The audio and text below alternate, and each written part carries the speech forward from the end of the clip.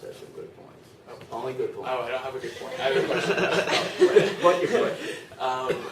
You mentioned that family instability likely caused higher dropout rates amongst high schoolers, but families are complicated. What specific mechanisms do you think about family instability cause people to drop out from high school?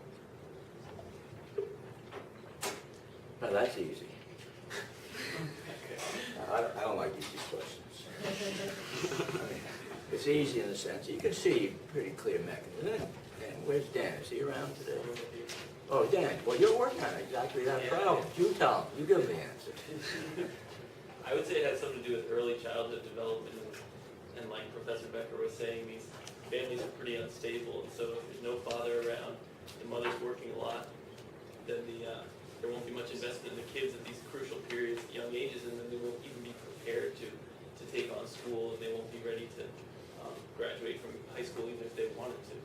And you add, now you have this data now that says that if they're anticipating, it looks like a divorce is coming, the father begins to invest less, right? Yeah, exactly. So these unstable families, even during marriage, are investing a lot less because my hypothesis is that the father knows he's not going to be around, and so starts sort of disengaging from the family even beforehand. Yes, I think that's one important mechanism. There's less investment in the kid. I mean, you can give sociological language for a role model. The father isn't around.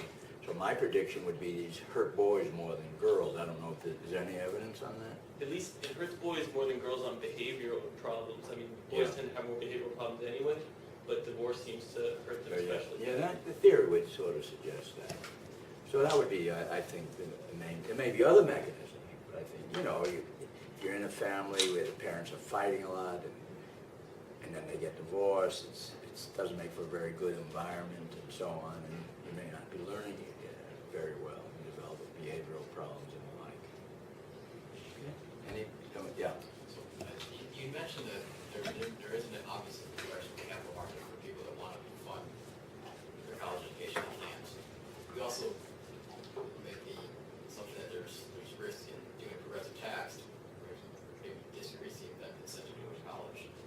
Do you see any action to actually work on some of these efficiencies in the capital market to help those people that want to go to college and can't fund, like example like the Perkins loans and stuff? Well, you know, there is has there been. a certain point you can, and then you start worrying about it after or something? So a couple of things has happened.